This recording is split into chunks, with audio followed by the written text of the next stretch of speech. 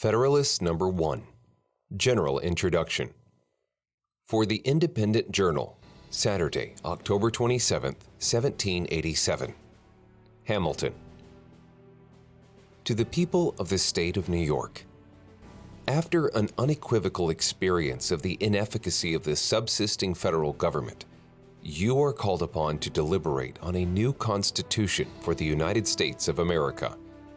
The subject speaks of its own importance, comprehending in its consequences nothing less than the existence of the Union, the safety and welfare of the parts of which it is composed, the fate of an empire in many respects the most interesting in the world.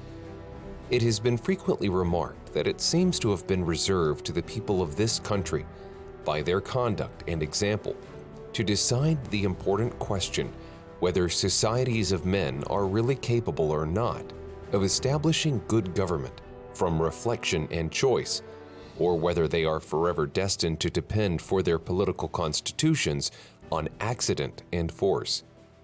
If there be any truth in the remark, the crisis at which we are arrived may with propriety be regarded as the era in which that decision is to be made, and a wrong election of the part we will act may, in this view, deserve to be considered as the general misfortune of mankind.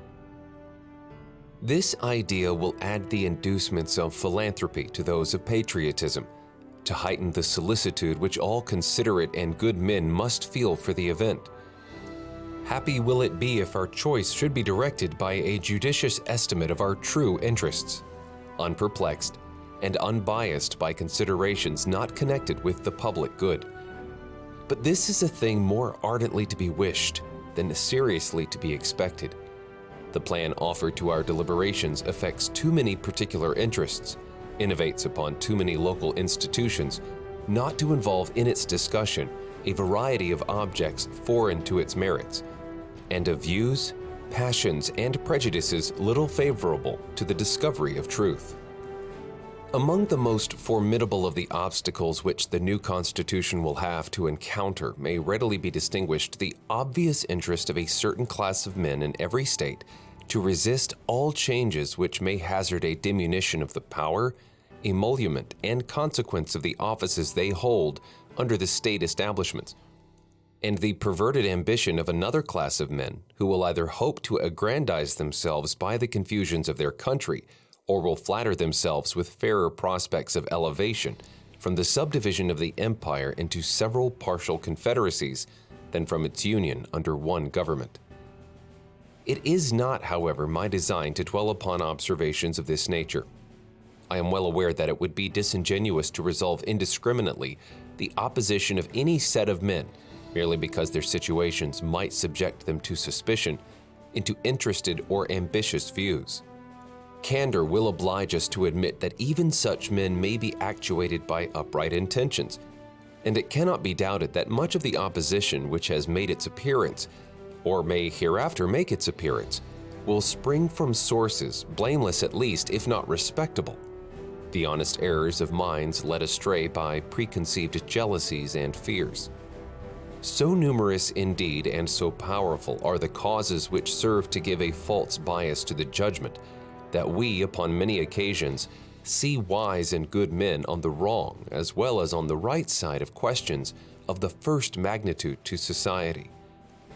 This circumstance, if duly attended to, would furnish a lesson of moderation to those who are ever so much persuaded of their being in the right in any controversy, and a further reason for caution in this respect might be drawn from the reflection that we are not always sure that those who advocate the truth are influenced by purer principles than their antagonists. Ambition, avarice, personal animosity, party opposition, and many other motives not more laudable than these are apt to operate as well upon those who support as those who oppose the right side of a question. Were there not even these inducements to moderation, nothing could be more ill-judged than that intolerant spirit which has, at all times, characterized political parties. For in politics, as in religion, it is equally absurd to aim at making proselytes by fire and sword. Heresies in either can rarely be cured by persecution. And yet, however just these sentiments will be allowed to be, we have already sufficient indications that it will happen in this as in all former cases of great national discussion. A torrent of angry and malignant passions will be let loose. To judge from the conduct of the opposite parties, we will be led to conclude that they will mutually hope to evince the justness of their opinions and to increase the number of their converts by the loudness of their declamations and the bitterness of their invectives. An enlightened zeal for the energy and efficiency of government will be stigmatized as the offspring of a temper fond of despotic power and hostile to the principles of liberty. An over-scrupulous jealousy of danger to the rights of the people, which is more commonly the fault of the head than of the heart, will be represented as mere pretense and artifice, the stale bait for popularity at the expense of the public good. It will be forgotten on the one hand that jealousy is the usual concomitant of love, and that the noble enthusiasm of liberty is apt to be infected with a spirit of narrow and illiberal distrust.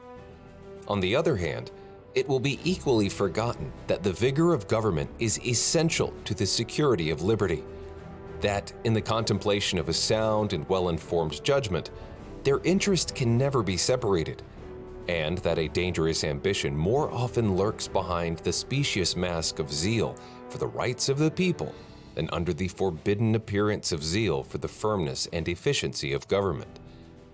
History will teach us that the former has been found a much more certain road to the introduction of despotism than the latter, and that of those men who have overturned the liberties of republics, the greatest number have begun their career by paying an obsequious court to the people, commencing demagogues and ending tyrants.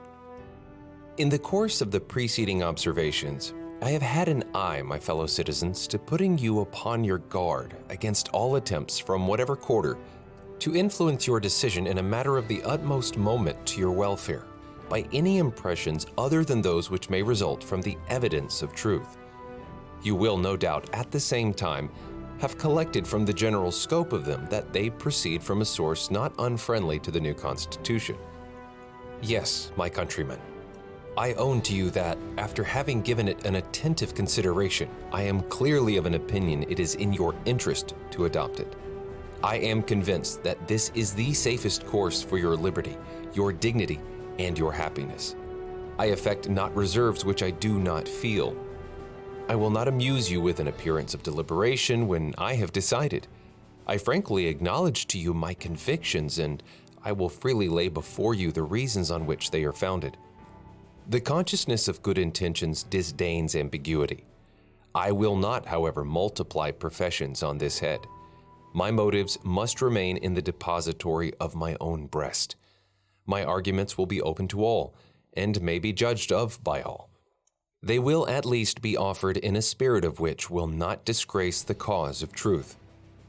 I propose in a series of papers to discuss the following interesting particulars: the utility of the Union to your political prosperity, the insufficiency of the present Confederation to preserve that Union, the necessity of a government at least equally energetic with the one proposed, to the attainment of this object, the conformity of the proposed Constitution to the true principles of republican government, its analogy to your own state constitution, and lastly, the additional security which its adoption will afford to the preservation of that species of government, to liberty, and to property. In the progress of this discussion, I will endeavor to give a satisfactory answer to all the objections which will have made their appearance that may seem to have any claim to your attention. It may perhaps be thought superfluous to offer arguments to prove the utility of the Union, a point no doubt deeply engraved on the hearts of the great body of the people in every state, and one which, it may be imagined, has no adversaries. But the fact is that we already hear it whispered in the private circles of those who oppose the new Constitution that the 13 states are of too great extent for any general system, and that we must of necessity resort to separate confederacies of distinct portions of the whole. This doctrine will, in all probability, be gradually propagated, till it has votaries enough to countenance an open avowal of it. For nothing can be more evident to those who are able to take an enlarged view of the subject than the alternative of an adoption of the new Constitution or a dismemberment of the Union. It will therefore be of use to begin by examining the advantages of that union, the certain evils, and the probable dangers to which every state will be exposed from its dissolution. This will accordingly constitute the subject of my next address. Publius.